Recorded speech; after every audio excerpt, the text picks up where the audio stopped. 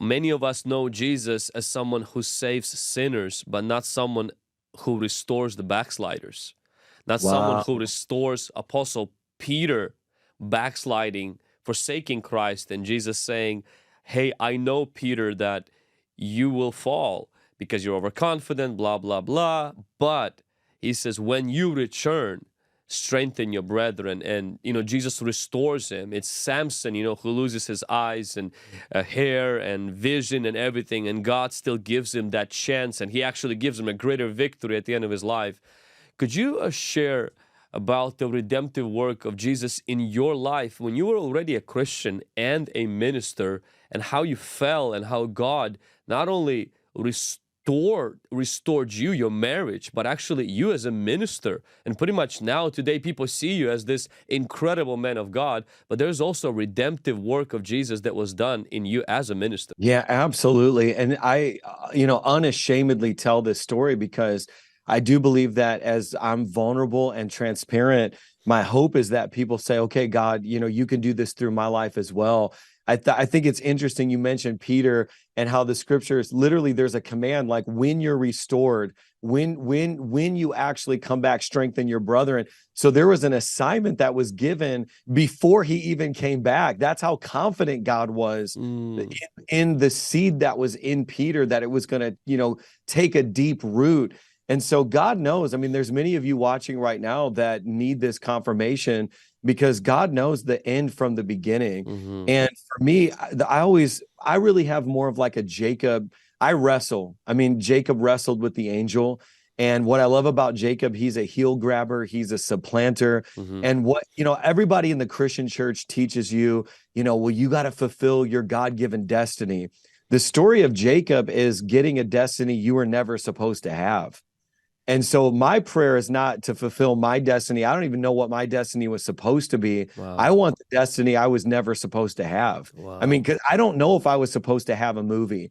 I don't know if I was supposed to write books. I don't know if I was supposed to have churches all across America. But the story of Jacob is I want what I'm not supposed to have.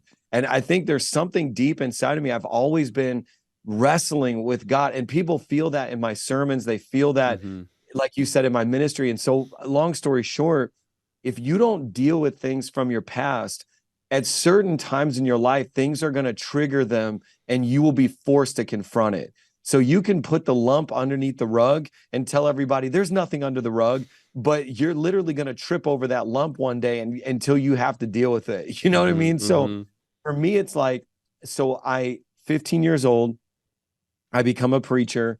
I preach all over the Midwest for a couple of years. Then all of a sudden, I go to college. A lot of people know my story. Some of you don't. I was first generation college student on both sides of my family. I come from a lineage of just blue collar workers, or just poor people. So now I'm in a major university. My first professor of biology says, I'm going to use this time to tell you how there is no God. So I start getting these seeds planted in me, and I'm thinking like, maybe everybody who believes in God is ignorant. And I struggled, maybe just poor people believe in God. So that was part of my story. And even though I saw medically verifiable miracles, I started, because this is what atheism and those seeds do. It drew me away. Maybe it was the power of placebo. Maybe it was the power of suggestion. Maybe it was just the person in their own human power, conjures some. You start getting into these crazy head spaces. So I ended up becoming an atheist, which is crazy how you can go from a woman having a prophetic dream Wow. that you preach at her church, medically verifiable miracles, preaching all over, then to an atheist all within 6 or 7 years. Wow. Then I end up moving in now junior year of college. I end up moving into this house randomly. I say that in air quotes because one of my roommates that I was paired with ended up being an Ivy League educated theologian. And he was older. He was 30 and we were all like 20. And he had come to Indiana University to finish his doctorate. Hmm. And so now he finds out I used to be this fiery revivalist preacher. Now I'm an Hmm. atheist. And he's like, why? And I start Wow. telling him, what about this? What about this? And he, through apologetics, he starts destroying me. And every argument I had, he was like, what about, because see, from 15 to 18, a lot of my Christian faith was built on experience. And even though I read the word, I didn't understand apologetics and I didn't understand theology. So it was like, my foundation was like incomplete. Then I go to college, this professor is saying God doesn't exist. Here's how I prove it. And I fall prey to that. And then God uses this guy named Lamont King Black. That was literally his name. Wow. This Ivy League educated theologian to come in and start destroying all those strongholds. It's crazy. That at the end of that year, I end up meeting my wife, Julie. I go back to Christ. I meet Julie, and all at the same time. So praise God. There's somebody's sign. Then, so to get to your actual question, so then all of a sudden now I marry Julie like as fast as I can. That was the goal. Like, how fast can I marry this girl before she figures out that I'm not the best thing that's ever happened to her, even though she's the best thing that's happened to me? Because I was faking her out, you know. I'm like, I gotta marry her before she figures this out. So all of a sudden I married Julie. I graduate college, married Julie, and immediately my local church pastor puts me as an ordained minister, and he puts me over the youth group. Now, I take that very seriously. I'm like, this is my comeback story, right? Yeah. So this youth group, my wife and I have such a heart for lost people. We start going to the local high schools, blah, blah, blah. We get a van. We're going into the trailer parks. We're picking people up. Eventually, our youth group, the size of our youth group exceeds the size of the adults. Wow. So now we have more kids in our youth group than the adults have in their church, which I didn't realize back then, but I was demonstrating the apostolic anointing that I carry to build. I'm a builder. So this youth group just starts exploding. And I'm trying to do the quick version of the story, but the Lord had given me this prophetic word from my pastor that he was in hidden sin, unconfessed hidden sin, and that God was going to give him an opportunity to expose it before he gets exposed. And if he exposes it, there's a path for reconciliation. But if he doesn't, the church is going to be lost. So at 22 years old, I attempt to have a private meeting with my pastor to tell him this prophetic word. And it didn't go well. It didn't go well. He starts manifesting demonically and cussing me out. And, you know, how could you say this about me, whatever. So I come out of that meeting. I'm like, okay, well, this is my decision. You know, we're leaving the church. And now imagine I'm leading this massive youth group with this new wife. And we're like this rock star couple that's doing all these things for God. And then our church at the time was growing. Everybody loved this lead pastor, thought he was the greatest guy ever. And then I leave the church and the youth group and everything because God gave me a prophetic word. That's all people knew. Wow. So now I look like this crazy guy. So shortly after that, we leave the church. I'm given the fast version of this. There's no proof of anything I saw prophetically. If anything, it looked the opposite. This guy was a great guy. So then all of a sudden, you know, Julie's kind of like doubting. Like, I think my husband, Mike, didn't see from God. I think that this is probably just his own thing. Maybe he's competing against him. There's all these crazy philosophies about what happened. And right at that time, my father died, my biological father. So my father, he died prematurely of a genetic brain disease.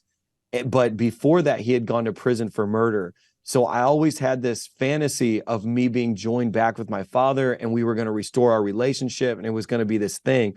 And now when I found out that he died, because I was looking for him and trying to connect with him, I thought, I'll never fulfill that desire to have my father. Then my wife, Julie, we had just had Bella.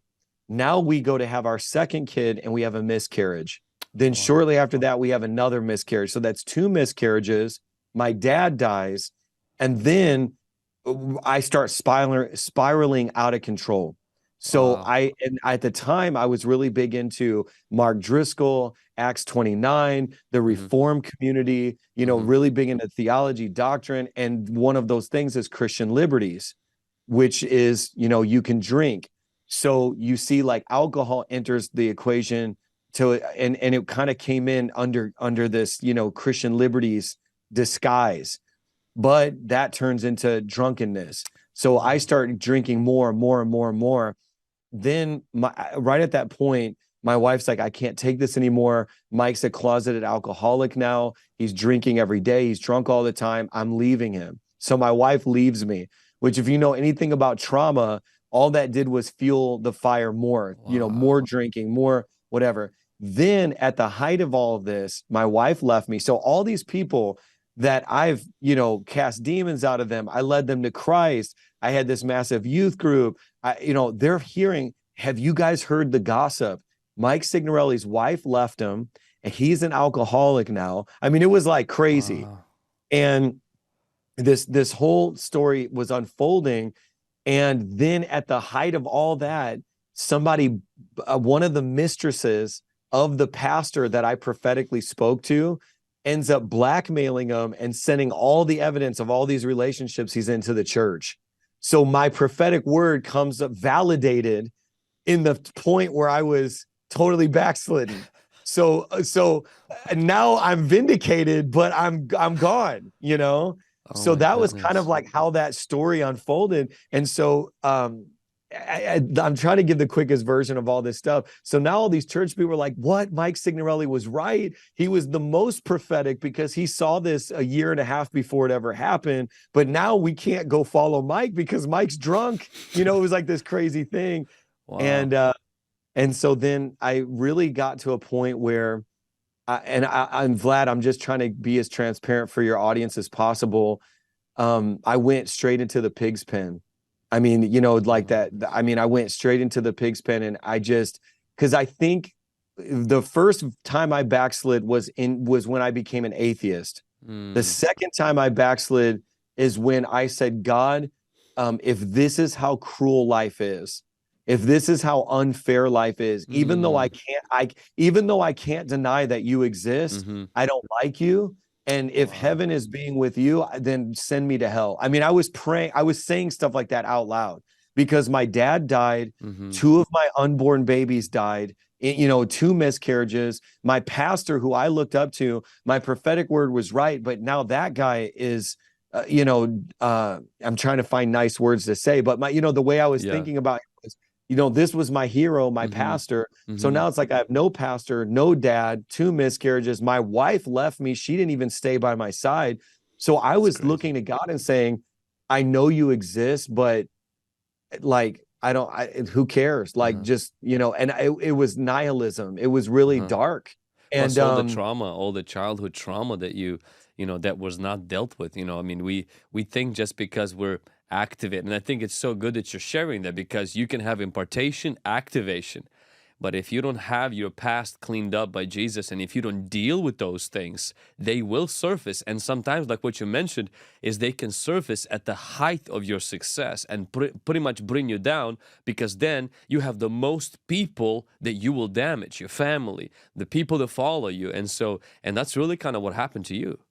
It is. And, I had done self-deliverance. I had been through deliverance, but what I realized is that there's layers to things, because I got delivered from surface level things, but I never dealt with the deeper things. And, even the first day that my daughter was born, I remember being in the hospital and I held her in my hand and I looked at her and I felt this love. I mean, it was weird because I lusted after Julie at first sight, but I learned to love Julie. Love for Julie was like something, it's a process, and then you covenant in marriage, or you love your mother, but that's your mom. But so when I looked at my daughter and I'm like, wow, I love her, and this is the closest thing to unconditional love I've ever experienced, and it's not like any other love. And I'm feeling this for Bella, and she's looking at me and this little baby.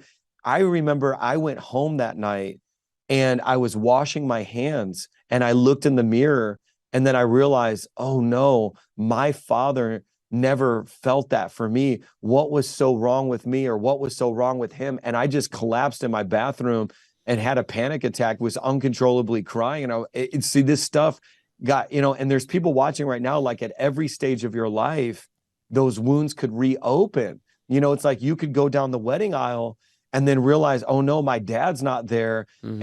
and that triggers something. And so Mm-hmm. this is my life. And I feel like for somebody out there right now, I just have to keep it 100 and be real, because a lot of times you see preachers on the stage, and we have an assignment from God, and we have to rightly divide the word and preach the word, but you don't get to see like that, all the real stuff that we go through. Mm-hmm. And so for me, I went through all that, super traumatic. And it was actually, when I got to the end of myself. So now it's like totally destroyed my liver. I mean, I felt my body physically falling apart, and I thought, I'm killing myself. Like I am actually killing myself. And I had went out there, backslid, did that life. And when I got to the end of myself, it was actually the story of Job. I was looking through the story of Job, and I was like, God, where were you in the cruelty of his story, where, everybody dies, everything gets taken away? And it was Bob Sorge. I don't know if any of you guys have heard of this pastor. His name's Bob Sorge. I found his story. He was a worship leader and a preacher who got this vocal cord damage that was done, and it removed his ability to preach or to sing anymore. Mm-hmm. And he went before God and was like, how could you do this to me? My whole life has been in service to you. And he was searching the story of Job as well. And the revelation that he got was the mercy of God is in that God never left Job alone. The worst thing that could actually happen to us is that God leaves us alone. That's the worst thing. And I felt that, man, I got chills right now, but That's so I powerful. felt that, and I was like, God, like, though you slay me, yet will I praise you. Like Job, the true blessing was not the children and the house and the cattle and the riches. The true blessing was God's presence. Mm-hmm. And he was saying, though you slay me, yet will I praise you, because the real curse is being removed from the presence of God. Wow. Like that's the curse of all curses is being, and so I remember being like, no, like I've already lost Julie. I've already lost my ministry. I'm about to lose my health. I don't want to lose the presence of God. That in my life has been the prize. Mm-hmm. That's the prize. That's what matters most. Mm-hmm. And I remember, and then I remember saying like, wait a second, because I might die like my biological father, but I can choose not to live like him. Oh, wow. And then I came, this phrase really became like the banner in that season, and it was the phrase "suffer well." And I was like, I want to learn how to suffer well, because I think a lot of my Christianity to that point was how to get out of suffering. And that's what we teach people. Here's how you end your suffering. Do these 5 steps and you stop suffering financially. Do these 10 steps and you stop suffering in your mind. And it's like a lot of our theology is like, how do you stop suffering? And then I think in that point in my life, what I needed, and this is the deeper side, was how to suffer well. I don't know how to suffer well because I go to alcohol. I don't know how to suffer well. And then I realized that, Vlad, even ministry for me, I realized was a distraction. And it was like, because I never learned how to face this stuff. So it was like, I have to sit with this and suffer well. I have to, and that's what Job was learning, how to suffer well. And then once he learned it, then God added everything back to him. But the real story of Job is, the real blessing was twofold. One is that the presence of God, Job began to realize his activity in my life is the prize. Him being present, and then number 2, he learned how to suffer well. And I think for me, that was that season. So the quick version is, once I prayed that prayer, I said, my wife may never take me back because I've screwed up so bad. I may never get to take the pulpit. Man, it makes me want to cry. I may never get to take the pulpit again. Maybe I'm gone too far, but Lord, I can walk out my days in righteousness. And I can, whether that's even being a plumber, being a carpenter, I may never preach again. I may never have a wife. Maybe there'll be a grace, like, later on in my life for another relationship, but I just want to walk in holiness. And Lord, I want to walk close with you. And I remember praying like that. And I said, I'm going to try to see if Julie will give me one more chance. So I went to Julie and I was like, hey, I'll do Christian counseling. I'll do whatever it takes. So we spent 1.5 years in Christian counseling every week, once a week for 1.5 years. And that was your also decision that you were initiating that. Oh yeah, I initiated that. I said, Julie, I want to do whatever it takes. I'm stopping drinking, which I had to go through a medically supervised detox. Like people don't understand when I say alcoholic, I don't mean like I drank a lot. I mean like I could have died. There's celebrities like Amy Winehouse. Amy Winehouse was a famous singer. She died because she stopped drinking. So if you know anything about alcoholism, the withdrawals are so severe Wow. that you could physically die. It's different than heroin. Like you won't die from a heroin overdose. That's physically impossible, but you can die because of the your blood sugar levels and electrolytes. Like you become dependent on alcohol. It's Hmm. that serious. Hmm. So I had to go through a medically supervised detox and from alcohol and all that. I mean, it was a big deal. And then I went back and then I went to counseling with her. And every single week, I mean, we basically, again, like the word is confront. We confronted stuff in our marriage that we had never been able to resolve. And Julie got told she was wrong. I got told I was wrong. We cried, we laughed. I mean, we were angry. We went through that for a year and a half straight.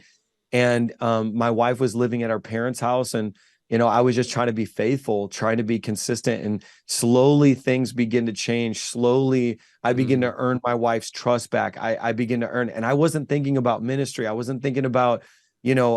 I was just focused, like my first ministry is my home. My Wow. first ministry is my marriage. Hmm. And so at a certain point, I remember our, our marriage counselors, they said, Julie, we really think that you need to move back in. Mm. And oh man, I've never really told this story publicly like this. It's getting me so emotional. But But thank you she for said, sharing that, Pastor Mike, because yeah, I was at your marriage conference this year and seeing your relationships, and your wife Julie, and how both of you love each other, how both of you lead, how both of you do that. And first time I heard most of the story was actually at the marriage conference. How both of you shared that, man, that just ministered to me so much as well, because there's so many people that have this crisis in their relationship. And the fact that you were in ministry, and then you went through all of this and Christian liberties and the traumas of the past, and the Lord gave you that grace to repent, and you went through counseling, you went through all of this, and you're sharing. I mean, this is brutal, but at the same time, that's what reconciliation and restoration is. So many people think, I'll just come to the conference, I'll have the demons cast out of me, and all of the trauma is going to be gone. I will never go to counseling, I'll never need to go get medical help, there will be instantly, my spouse will forgive me, and everything will be like it was before. And you sharing this shows that it's just not, it's painful. Restoration is painful. yeah. Well, nobody automatically has a good marriage. If you've ever seen someone's marriage that you're like, I would love to have a marriage like them, they Hmm. worked on that. They built that. I mean, and I didn't know that because think about my story that I told everybody, even in this video.